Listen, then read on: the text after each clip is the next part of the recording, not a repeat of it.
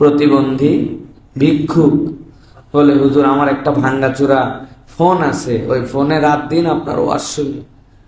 আমি যখন শুনছি যে আপনি অসুস্থ, সে 2টা কমলা নিয়ে আমার বাড়ির নিচে আমার সাথে দেখা করতে আসছে।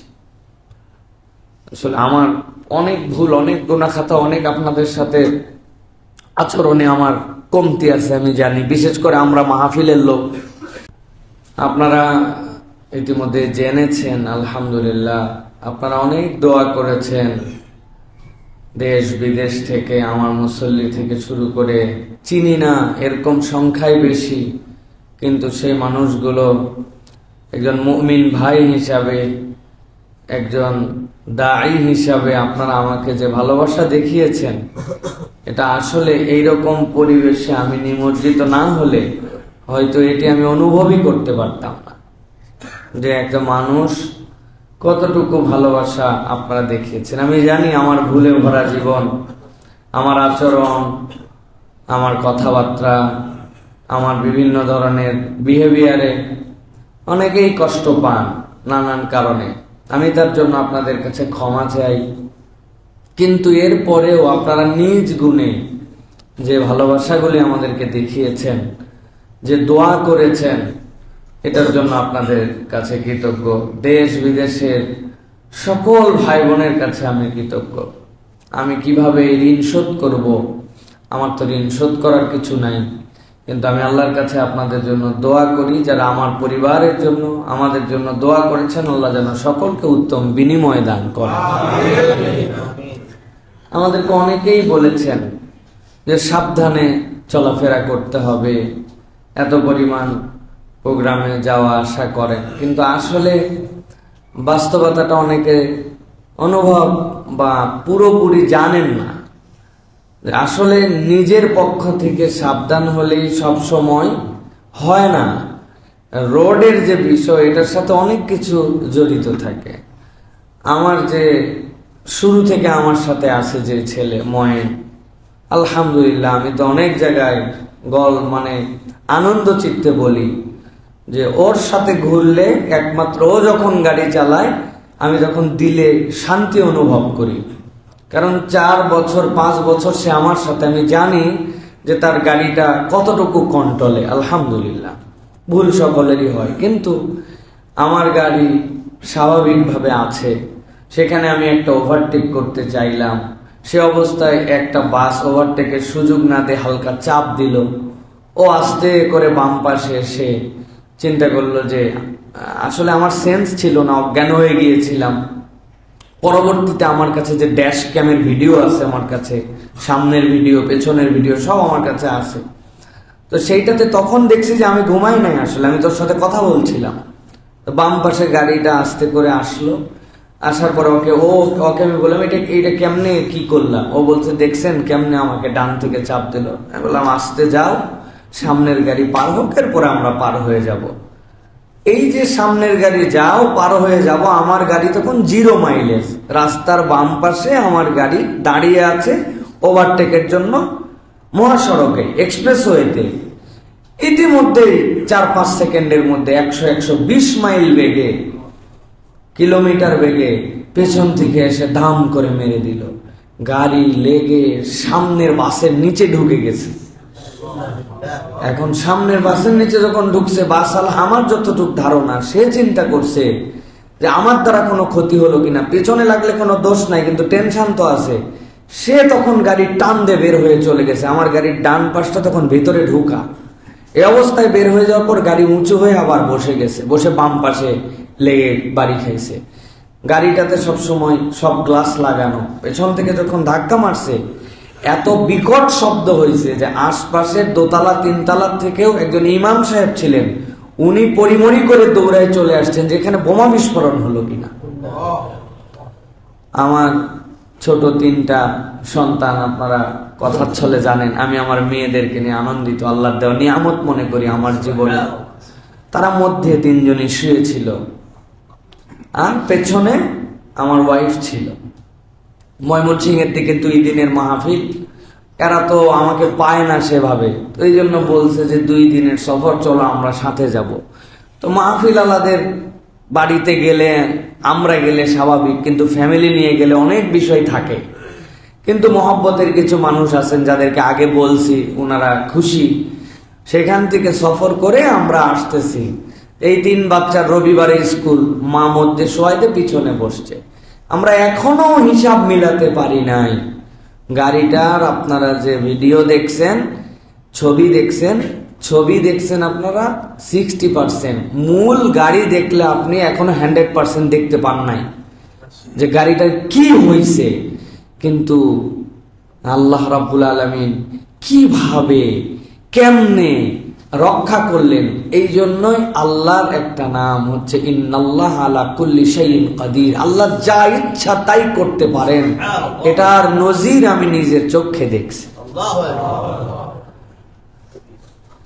হ্যাঁ, বাথরুম থেকে বেরিয়েছে ওযু করার পরে হাত এরকম করে, আমরা কনুয়ের পানি থাকে না, এই পানি আমাদের এক পরিচিত বাথরুমের সামনে পড়ে গেছে, অল্প একটু কনুয়ের পানি, নিজের পানি নিজে ফেলছে, ফেলে খেয়াল করে নাই, মুছছে, পা মুছে সামনে গেছে, পিছলায় পড়ে গেছে।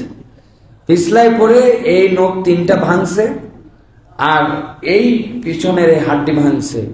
1 বছর পঙ্গু হাসপাতালে, নিজের অজুর 3 ফোঁটা পানির নিজের বাড়িতে পিছলায় পড়ে।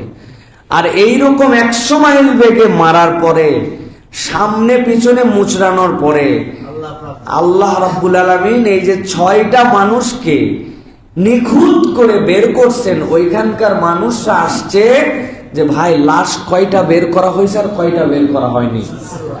তখন দোকানদাররা বলতেছে লাশ কোথায়, এই যে ইনারাই তো ভিতরে ছিল, ওনারা মাথায় হাত দিয়ে বসে পড়ছে। আল্লাহ রাব্বুল আলামিন যে দয়া করছেন,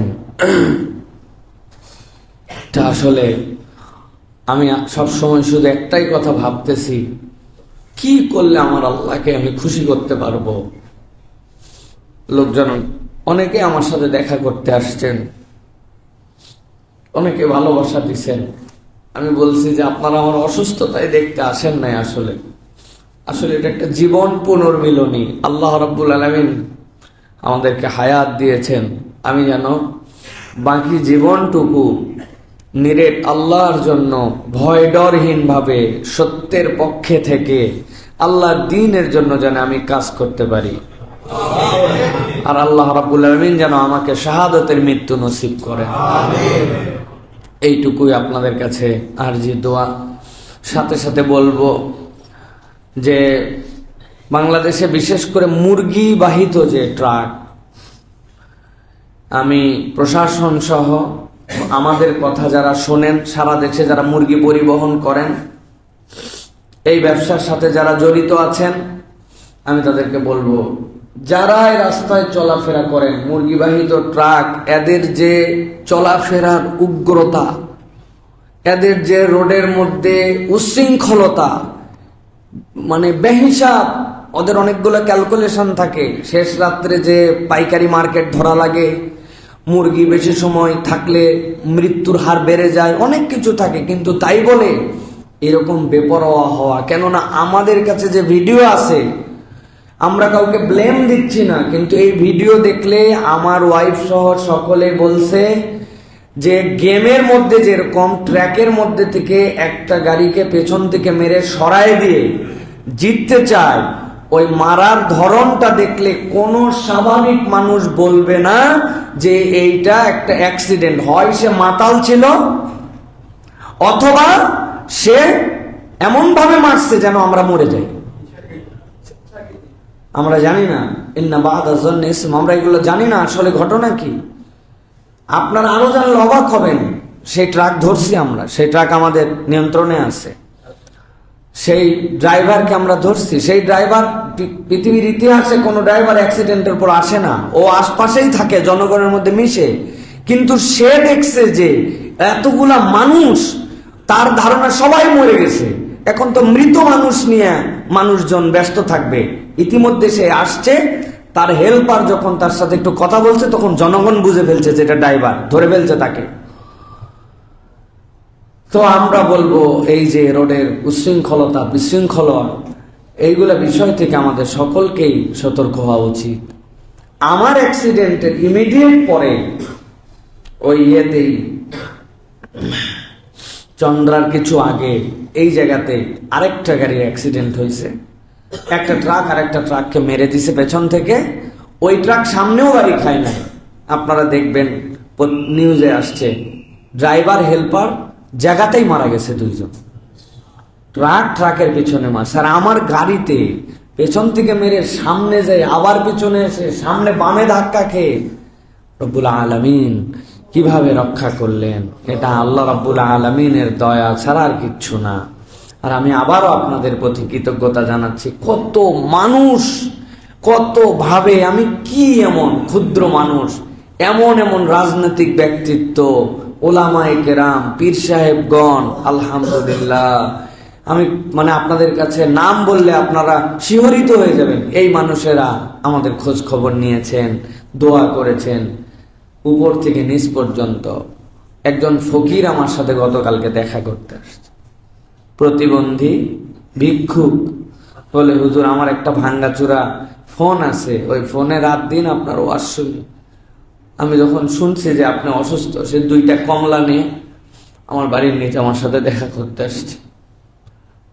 আসলে আমার অনেক ভুল, অনেক গুনাহ খাতা, অনেক আপনাদের সাথে আচরণে আমার কমতি আছে আমি জানি। বিশেষ করে আমরা মাহফিলের লোক, বিভিন্ন জায়গায় যাই, কমিটিদের সাথে বিভিন্ন ধরনের কথাবার্তা হয়, আমাদের কমিটমেন্ট আমরা ফুল করি, তারা অনেক সময় উল্টাপাল্টা করেন আমাদের সাথে, তাদের বোঝাপড়ায় অনেক সময় ভুল হয়, অনেক কথা হয় আমি জানি, অনেকে আমাদের দ্বারা কষ্ট পান। কিন্তু আমি আপনাদের কাছে আজকে অনলাইনে অফলাইনে সকলের কাছে আমি ক্ষমা চাইলাম।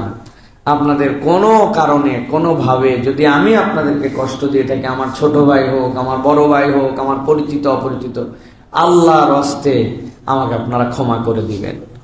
আর আমি আগামী থেকে আমার আচরণ আরো শুধরাই নিয়ে চলার জন্য চেষ্টা করব, এই প্রতিশ্রুতি আপনাদের কাছে দিলাম। আল্লাহ রাব্বুল আলামিন যেন এই বাকি হায়াতটুকুকে, এই বোনাস জীবনটুকুকে আল্লাহ রাব্বুল আলামিনের জন্য কাজ করার মতো তৌফিক দান করেন।